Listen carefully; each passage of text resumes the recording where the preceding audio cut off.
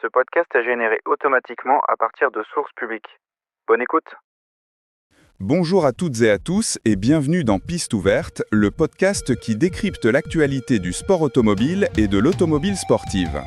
Ce matin, nous allons plonger au cœur d'un univers en pleine mutation, tiraillé entre sa passion historique, des défis organisationnels persistants et l'émergence de nouvelles stratégies industrielles. Un mélange fascinant de tradition et d'innovation. Oui, on dirait que le monde de l'automobile sportive est un carrefour. D'un côté, on voit des initiatives pour ouvrir ce milieu au plus grand nombre, et de l'autre, des réalités économiques ou des tensions internes qui rappellent la complexité du secteur. Exactement. Commençons par les bonnes nouvelles, celles qui montrent la vitalité et la volonté d'ouvrir les portes. La deuxième édition de la Journée découverte des métiers du sport automobile, organisée par la FFSA, a rencontré un franc succès. C'est une excellente initiative pour susciter des vocations et montrer la diversité des carrières possibles, bien au-delà du pilotage. C'est crucial pour l'avenir du sport. Non seulement cela crée un vivier de talents pour demain, mais cela aide aussi à démystifier un secteur qui peut paraître fermé. Et dans la même veine d'accessibilité, on a vu l'AMO Racing Car qui met le grand public dans la peau d'un pilote. Cela rend l'expérience de la course bien plus concrète et accessible à ceux qui n'ont pas forcément les moyens ou l'opportunité de concourir. Tout à fait. Ces expériences sont essentielles pour entretenir la flamme. Et dans un registre un peu différent, mais tout aussi important pour l'engagement local et la solidarité, le circuit d'Issoire a organisé son premier Grand Prix de l'Espoir.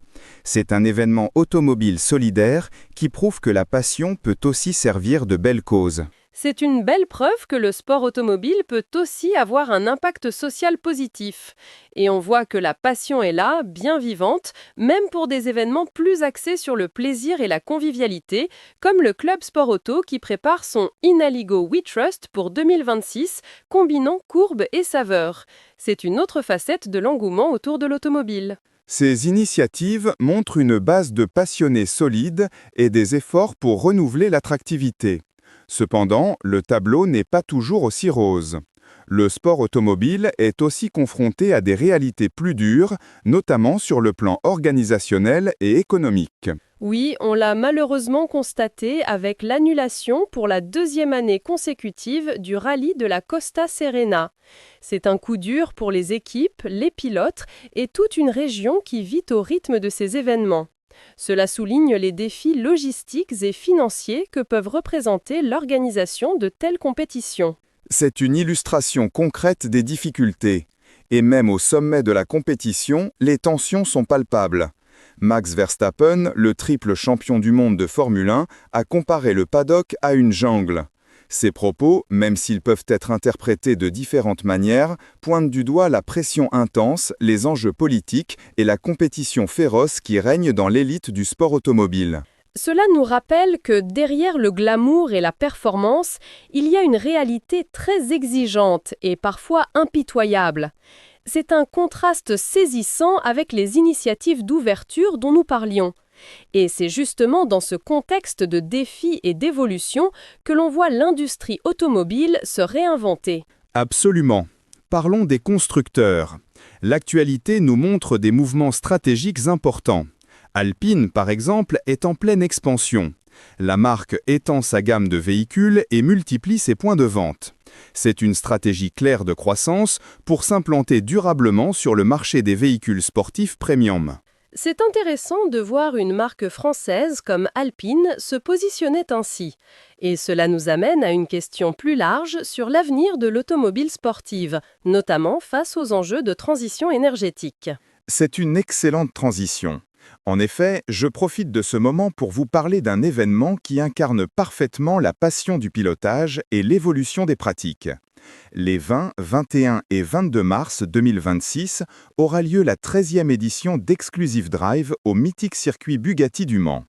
Et pour la première fois, Exclusive Sim Racing Drive fera son apparition. C'est une occasion unique de découvrir le meilleur du sim racing directement dans le paddock, avec des simulateurs haut de gamme, des nouveautés produits, des essais libres et même des concours chronométrés pour gagner une expérience en piste. C'est l'alliance parfaite entre le réel et le virtuel, une façon innovante de vivre le pilotage. C'est une annonce excitante pour les passionnés. Le sim racing est une porte d'entrée fantastique vers le sport automobile. Et le fait de l'intégrer à un événement comme Exclusive Drive montre bien cette complémentarité entre les différentes facettes du pilotage. Tout à fait. Et revenons à nos constructeurs et à leur stratégie face à ces évolutions. Porsche, par exemple, envisage une nouvelle voiture de sport qui se positionnerait au-dessus de la mythique 911. Et ce qui est notable, c'est qu'il est fort probable qu'elle ne soit pas électrique. C'est un signal fort de la part de Porsche. Alors que l'électrification est sur toutes les lèvres, cela montre qu'il y a toujours une demande pour des véhicules sportifs à moteur thermique et que les constructeurs de luxe cherchent à préserver une certaine tradition, peut-être pour une clientèle très spécifique. C'est exactement ça. Il s'agit de maintenir une offre pour les puristes tout en naviguant dans un paysage réglementaire et environnemental en pleine évolution. Et pendant que des marques historiques affinent leur positionnement, de nouveaux acteurs frappent à la porte. Vous faites allusion à BYD, le constructeur chinois ? Précisément. BYD a exprimé son intérêt pour la Formule 1 et le championnat du monde d'endurance, le WEC. C'est un mouvement significatif. BYD est un géant de l'automobile, notamment dans les véhicules électriques. Leur entrée potentielle dans des disciplines aussi prestigieuses que la F1 ou le WEC marquerait un tournant. C'est plus qu'un tournant, c'est une véritable secousse sismique. Un constructeur chinois, leader de l'électrique, qui lorne la F1 et le WEC, cela pourrait redéfinir les dynamiques de compétition et apporter de nouvelles technologies, de nouvelles perspectives. Cela montre une mondialisation croissante du sport automobile et l'arrivée de nouveaux capitaux et de nouvelles ambitions. Absolument. Cela pose la question de l'avenir des motorisations en F1, du rôle des constructeurs non européens et de l'équilibre des forces. L'intérêt de BYD s'inscrit dans une tendance plus large de l'industrie automobile chinoise à vouloir s'imposer sur la scène mondiale, y compris par le sport.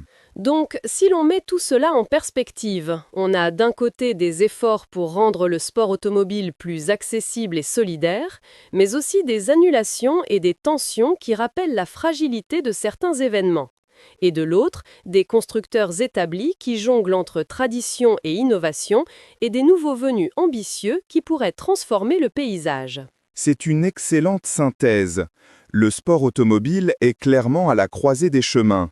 Il doit à la fois préserver son héritage et sa passion, tout en s'adaptant aux défis économiques, aux attentes environnementales et à l'émergence de nouveaux acteurs et technologies. La question qui se pose, c'est comment tous ces éléments vont coexister. Est-ce que l'on va voir une polarisation entre un sport automobile très élitiste et thermique d'un côté et un sport plus accessible, électrique et virtuel de l'autre, ou est-ce que les ponts vont se construire, comme on le voit avec Exclusive Sim Racing Drive ? C'est la grande question, Laura.